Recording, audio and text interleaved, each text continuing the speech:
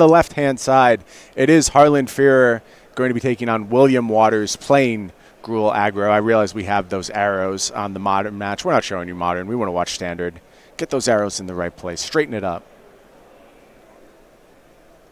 You're so demanding on coverage. I know. Like you're so polite in person, and then you get here and you're just, get this off my screen. Get those arrows where they want to be. I'm just a nightmare to deal with. I also demand only blue M&Ms in all the M&Ms around the broadcasting area. Has anyone told you in your entire life that you're not Prince? Yes, but I don't. Like, I don't listen to them when they say that. I refuse to acknowledge that possibility. All right. Pelt Collector going to be the start for William Waters. Love to see that one from the Gruul aggro deck. 10 mountains, 10 forests, 4 stomping ground. The perfect mana base. What could go wrong? And there you see Forest Mountain, just how we drew it up. Look, you have a plan, and it's not having your lands come into play tapped. That's true. I can't argue with that. Plan's good. Stick to the plan. 14 green sources, 14 red sources, all of them untapped. Seems perfect. And the perfect beats are coming from William Waters. Harlan already down to 16. And these Pelt Collector starts are just night and day different from the draws they don't have it. This is putting Walters in a great spot. Yeah, this is where this deck absolutely shines. Going to play a tap Stomping Ground is Walters. Harlan at the ready with Scorching Dragonfire. That, a common sideboard card for the Team of Reclamation decks, doesn't often make it to the main. That's the big adaptation we see from Harlan's list. 2 copies, I believe. Right, really, really respecting Phoenix of Ash this weekend. Smart. I think it's smart. There's 2 decks I really had my eye on coming into this weekend. It was Team of Reclamation and Mono Red Aggro. Speaking to the team of Harvey, Jones, and Fearer, specifically Dom Harvey, he and I talked a little bit this week. We were both high on Team of Rec. He was asking, do you think you can get the red matchup to a reasonable place? I said, absolutely. All the tools are there. You just have to do it. And you see, they have done it.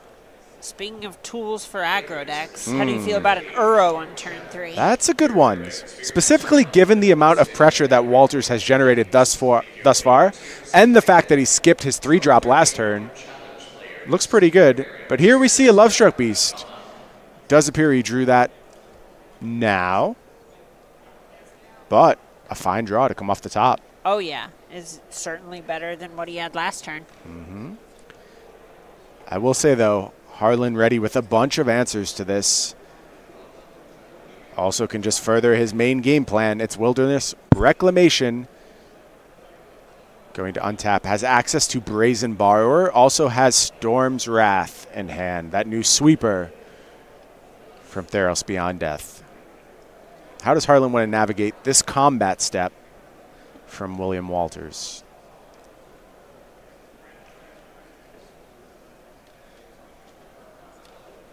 So we're just going to bounce the token in combat. Want to keep that Lovestruck Beast from rumbling in. Makes sense to me.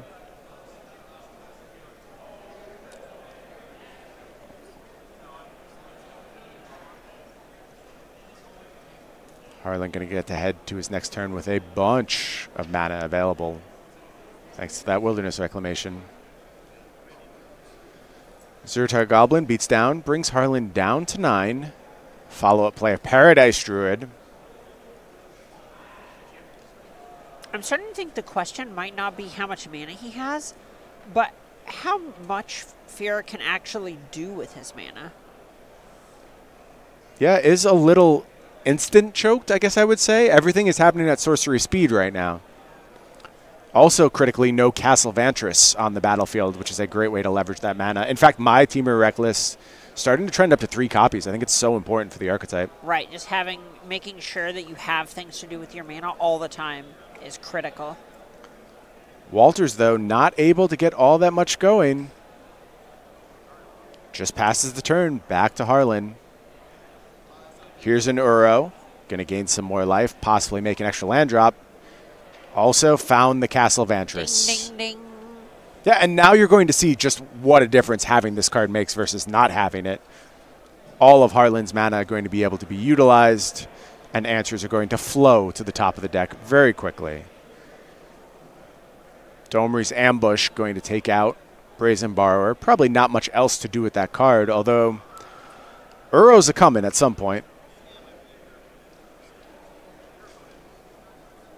Scry 2 happening from Castle Vantress. Two good ones, Brazen Borrower, Growth Spiral. Not exactly what we're looking for right now. Might just pass on them. So I don't hate Growth Spiral as a way to get Uro going. Right, exactly. I really like Growth Spiral in this spot because it does actually give you an out to start recurring your Uros, which Fear doesn't really have at the moment. Sure. It's like one top, one bottom. I'm assuming the Borrower... Wait. Both bottom? Believe that was a both bottom. Okay. Yeah, looks like it. Thassa's Intervention? Well, that's a way to find something. It is. Yeah, that'll certainly unlock the Uro eventually, but also give Harlan a lot of safety here. Also going to get a mid-Wilderness Reclamation Resolution Thassa's Intervention. So still going to have untapped mana on his turn. Omen of the Sea, one of the finds, able to leverage that one.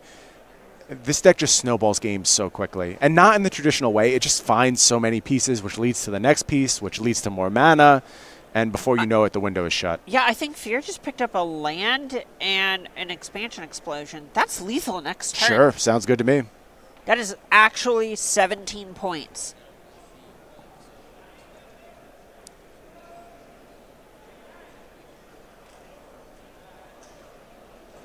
Harlan just going, hey, all right, does this gain you life right now? I actually don't know what card that is. 3 mana. Klothys. That was the Klothys? It's the fancy Klothys. Oh, look at that. Okay. I don't know if I've seen that one yet. Oh, it is gorgeous. Very pretty. I mean, completely meaningless, but very pretty. A lot of damage. You know, you can just let Fear kill Walters. You don't have to get in on it. Oh, I do. Gonna contribute my 2 cents every time. Oh, it looks like we're just playing Uro here. Okay.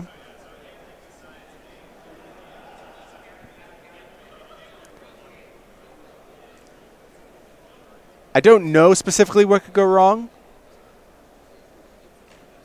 There's no real reason not to play it safe at this point. I imagine that's just Fear thinks that's the way this game spirals, is if Walters has some card that's able to make himself unable to be targeted or something to that effect, and then Klothys exiles an Uro, and then things just get out of hand from there. I'm racking my brain for the card. I haven't found it yet, but ultimately I highly doubt it ends up mattering.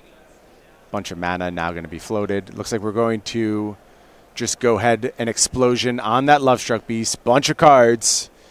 Going to head to Harlan's hand. It's just so hard for anything to go wrong at this point. Oh, yeah, this is certainly the point where it's not even a matter of how does someone win this game. It's how does Fear find a way to lose this game. Absolutely. Speaking of losses, Dom Harvey just picked up one.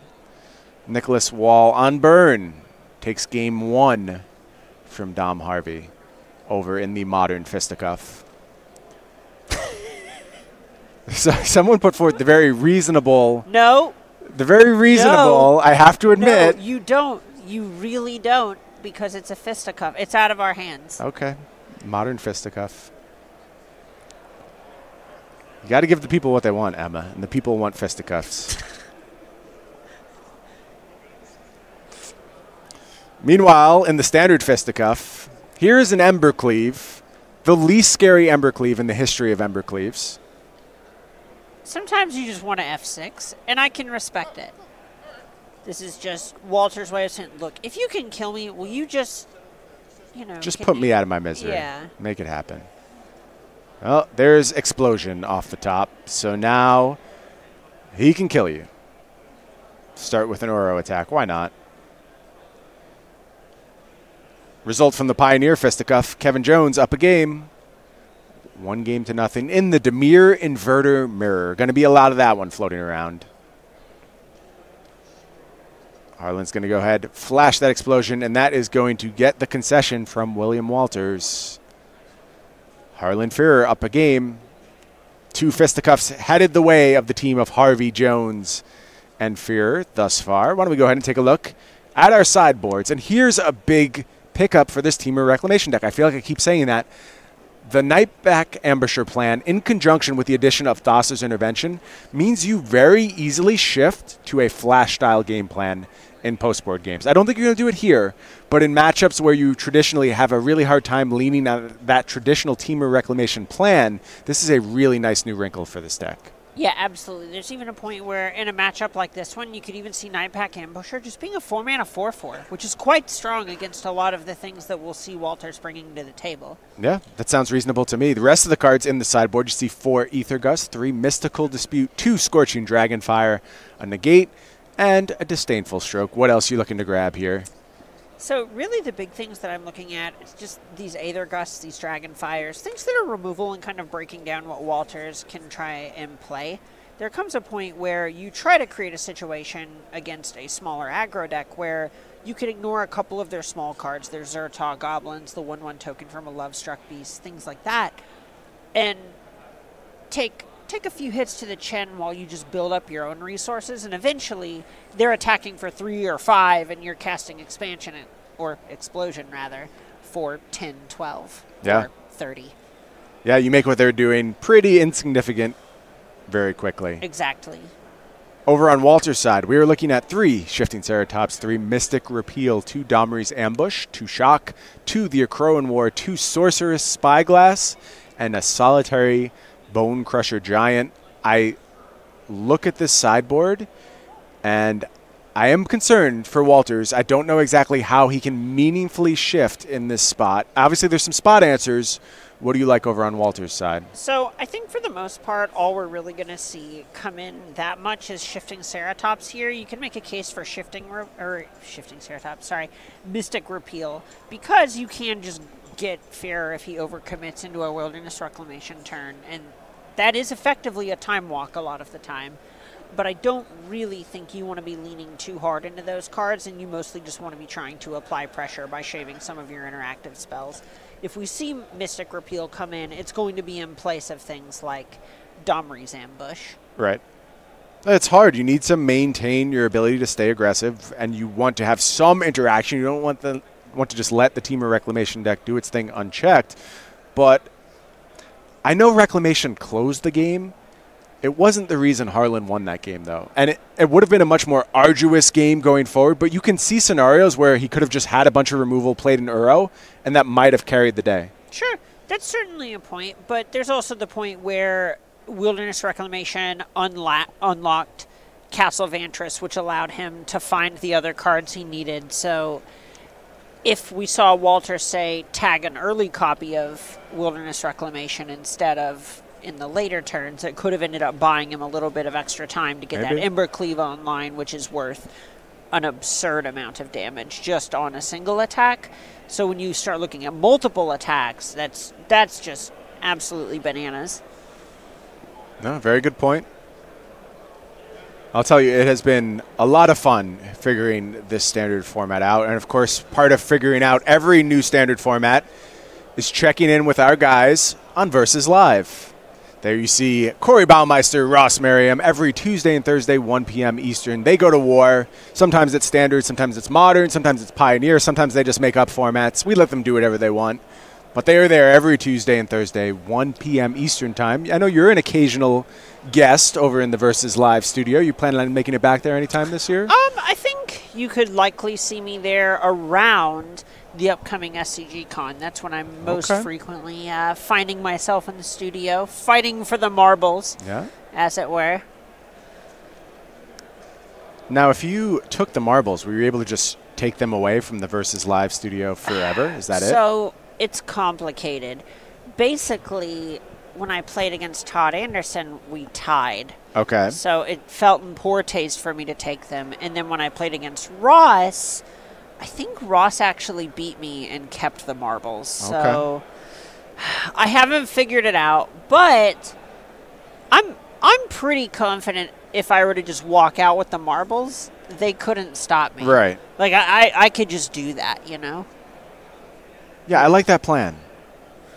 maybe next time I'll lose and pick up the marbles and go. Sure. Just steal them blatantly? Yeah, oh yeah, this, you know what? This is my check. I like it. You could also just, like, go get your own marbles. Just so you know. Well, yeah, those are my marbles. That's the thing is I'm already there. It's convenient. Right. I don't want to have to take a whole trip to the marble store to get marbles. Right. And the marble store, I mean, assuming you're doing this on a Tuesday or Thursday, which is when Versus Live happens, marble store is packed on Tuesdays and Thursdays. It's like you'd think it's a dying industry, but no. It was, but now there's only one store left, and it's just wall to wall. Just a nightmare to get in and out. Parking, no. I'm just going to take them from Corey and Russ. Does the game Marbles still exist? I mean, does anything exist? Well, now we're getting real deep. I don't know if I'm prepared to answer that one. Do any games really exist? Like we're calling these things fisticuffs. Right.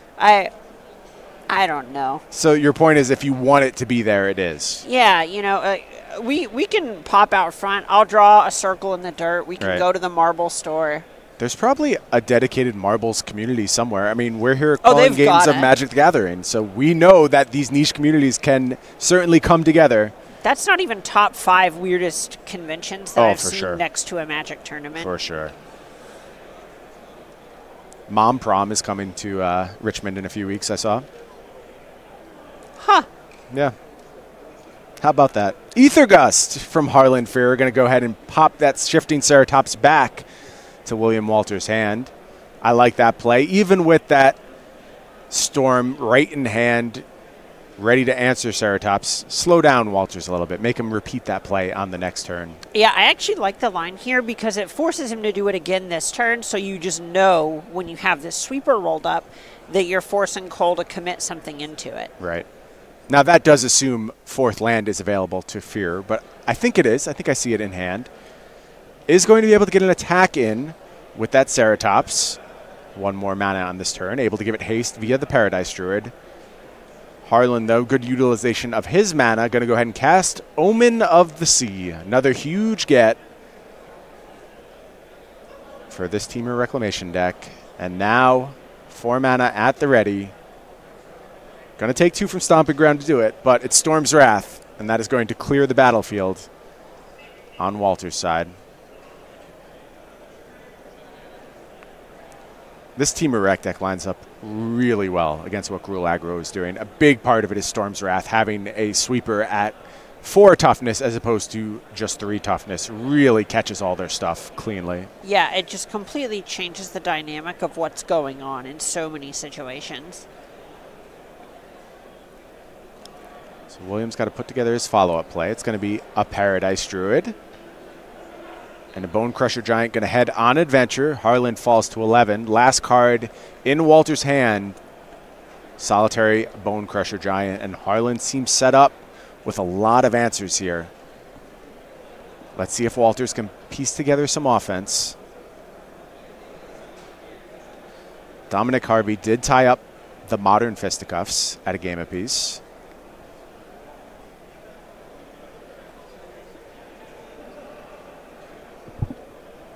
Not even saying it ironically anymore. I just love it. Oh yeah. I'm just hard committed at this point. Oh yeah. Our brains are certainly irony poisoned enough to.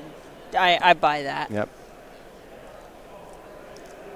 So that crucial second ability on Omen of the Sea, paying 3 mana, sacrificing Scrying 2, finds Night Pack Ambusher on the top of the deck. So we know that came in. Much to your point, that card possibly able to invalidate multiples on Walter's side should it get going. Harlan thinking about how to set these cards up.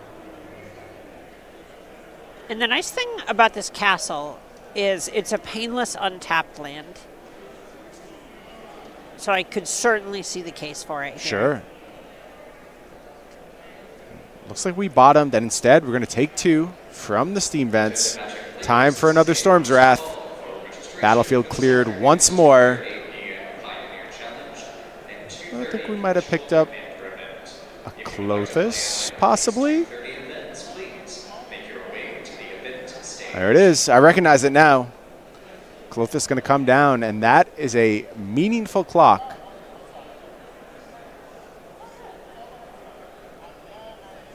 Harlan going to go ahead and Ether Gust that, send that back to the top of the library immediately. I mean, it makes sense, right? It's a 3-turn clock, even if it never attacks. Right. It's back. Surprise. And now, Thassa's intervention at the ready. Bone Crusher Giant is going to be able to come down, but this game extremely well navigated by Harlan Fear. And now William Walters has no creatures on the battlefield, none on adventure, no cards in hand, living off the top of the battlefield. Harlan Fear going to go ahead and deploy that Omen of the Sea. And is that an Uro on top of the deck? Because that'll seal the deal if it is. Leaving both cards sounds great when the land comes into play for free. Yeah, here comes Uro. Harlan going to go back up to 8. Comfortable enough to shock.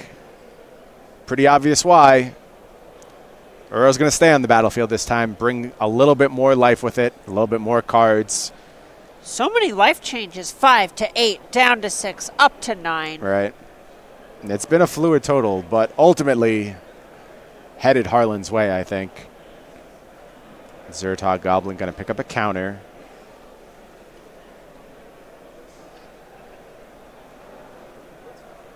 I don't want to be repetitive with this theme of, oh my God, Temur Reclamation has gotten it all. But it really has. Like, think about the game plans you now have access to compared to what this deck was previously. And it was an okay deck. Like, it was very clearly not tier 1, but it was floating around the realm of viability. Sure. And now, we might just have a monster on our hands. Speaking of monsters, Nightpack Ambusher going to come down, gobble up that Zertog Goblin. And now the clock is ticking for William Walters. Going to take 10 big damage as Harlan gains 3 more, gets to play a land. This one is all but over. Ambusher going to go ahead and trigger. Going to see a grip of 3 lands, and that is going to get the handshake, and Harlan Fear takes down the standard fisticuffs 2-0 over William Walters. Impressive stuff. Yeah, and that's a spot where, sure, Walters had lands at the end, but even if those were spells, it's hard to imagine it coming back when Fear had, what, 4 or 5 answers in his hand, including not even counting the Uro and the Ambusher on the table. Right. Right. Just an incredible battlefield presence generated so quickly. Good removal up and down the curve. Good stuff from Temur Reclamation. We'll get another match of Magic queued up for you. How about we head over to the Modern seat? Hey, look, the arrows are there now. Do you like it? Yes. Is that acceptable? Well-placed arrows. Good job, team. See Patrick Sullivan down there directing traffic like a true ring general. And it looks like we're going to catch this one at the start of the game. Pretty excited about that. Do have some mulligan issues, though, to report. Nicholas Wall down to just 4 cards. One of them is a Monastery Swiftspear, and it's attacking on turn 1. That's nice. Well? Dom says, not so fast, friend. Radiant Fountain. Back to 21 is Dom Harvey.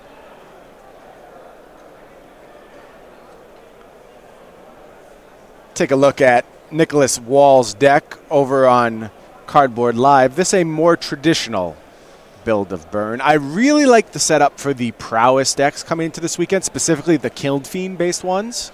I think it is Kiln Fiend's time to shine. You just want a big clock, you want it fast, you really want to punish these Primeval Titan decks.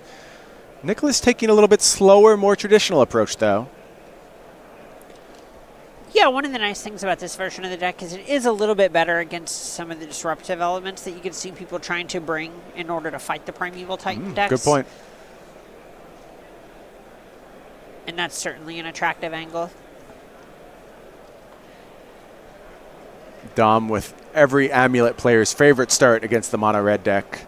Radiant Fountain turn 1, turn 2 bounce land. What do you pick up with the bounce land? So many choices. How many Radiant Fountains do you think Dom will play throughout this game? One. Well, one copy. How many times do you think it'll come onto the battlefield? He may have a second copy in his sideboard. I've seen occasional second copies floating around. He does. Sideboard Radiant Fountain. Wait, does he have one in the main deck, or is this just in now? He does. 2 copies of Radiant Fountain for Dom Harvey. Some people just know. It makes a big difference. It really changes the matchup. Oh, absolutely. It's just a question of whether you can find the sideboard space. Dom's going to cast his first spell of the match somehow, despite being at 21 life and gaining 4. It's Once Upon a Time. That means it's free, and if it's free, it is me, Emma. I don't know if you know that about me. Big fan of the free spells. Oh, I thought that was a reference. No. Maybe it honestly, is. it's pretty catchy. Actually, you know where I heard that Where the first you time? heard it? It is in season 1 of Weeds, which is not a show I actually watched, but my wife did watch it. And I remembered that at some point a character said that, and I was like, I really like that phrase. And I stole it. Now y'all know. Wow.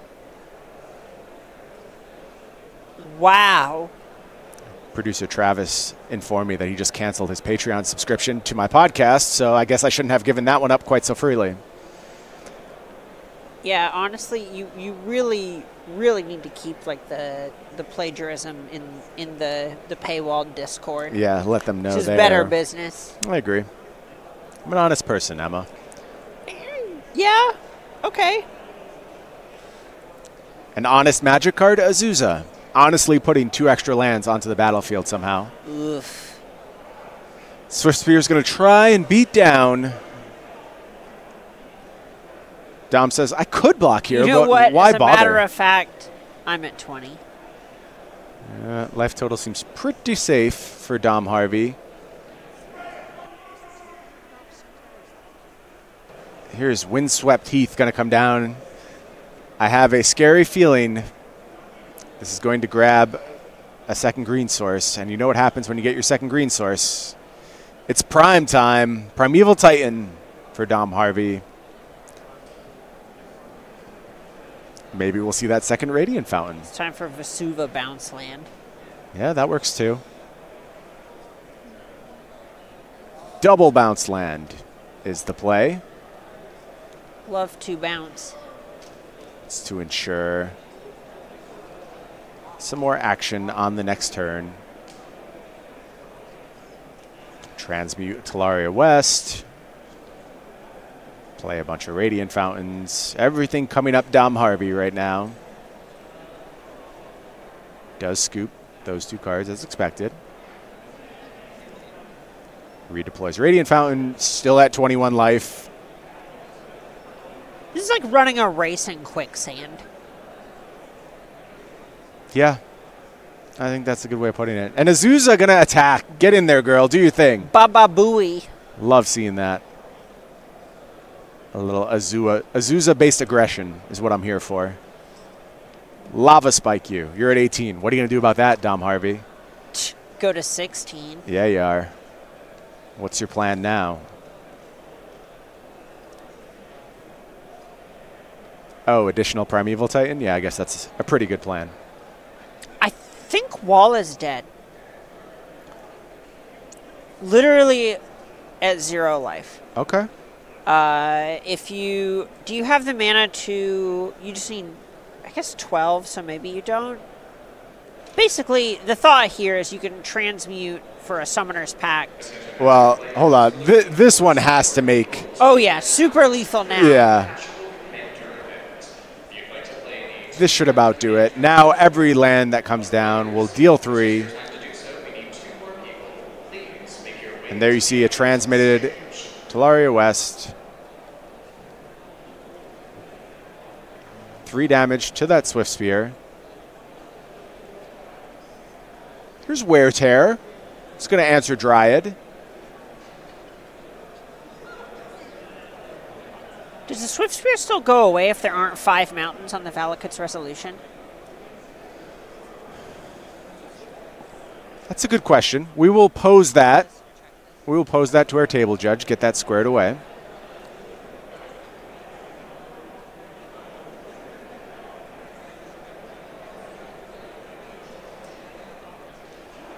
So judges are going to explore that. I know used to it was a weird ruling. Yeah, something about Valakut is very unintuitive to me consistently. Every time I think I have my finger on the pulse of exactly how Valakut works in all situations, something else comes and screws up my understanding of it.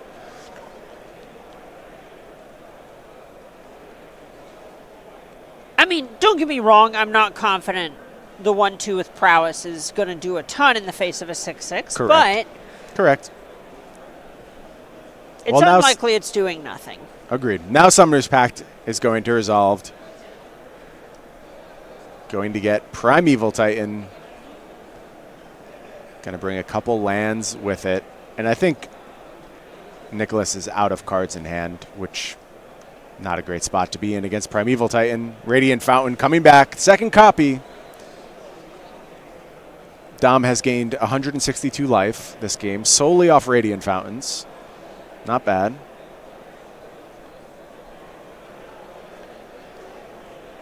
Nicholas Wall going to take a draw. They haven't invented the card that can save you in this situation, unfortunately, Nicholas. Dom's going to pay for his pact. Has Talaria West at the ready, can use that to go make a Dryad of the Elysian Grove. That'll make a Primeval Titan attack 100% lethal if you wanted to.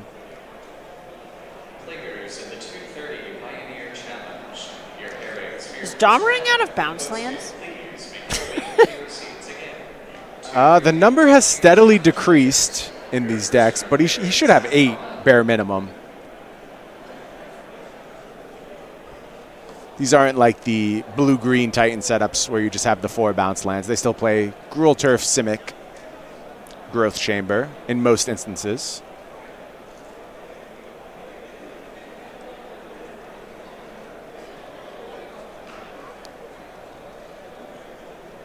So it looks like we weren't messing around. We just got second Titan. Oh, if we have the Valakut on tap, that means we can get Handwear Garrison, and a bounce sure. land to just haste it all up. Yeah, that sounds pretty good. There is Handwear Garrison. Dom's going to return that to hand, replay it. Now it's a hasty Titan. It's all pretty academic here. There's probably a bunch of ways Dom can go about it. I think I agree this is like the safest, nothing can go wrong way to do it. See, there are two kinds of people, because you're over here saying it's academic, and I feel like I'm watching a magic show. Okay. Not a Magic the Gathering show, but, you know, like magic tricks where someone just waves their hands a bunch, and I just go, you know, I understand the mechanics of what is happening, but I don't know if I could ever make those cards do that. Okay. I think Titan has an aura of mystique around it, and in some ways it's earned. There are some incredibly complicated spots. 90% of the time, Primeval Titan is so powerful that you can do whatever you want, Emma. Just cast your cards randomly and you'll probably win. I am confident you could pilot it to a very high degree of success. Oh, thanks. You're welcome. Dom puts down his 13th Radiant Fountain of the game. At 22 life is Dom Harvey. Nicholas says, oh yeah? Attack for 1.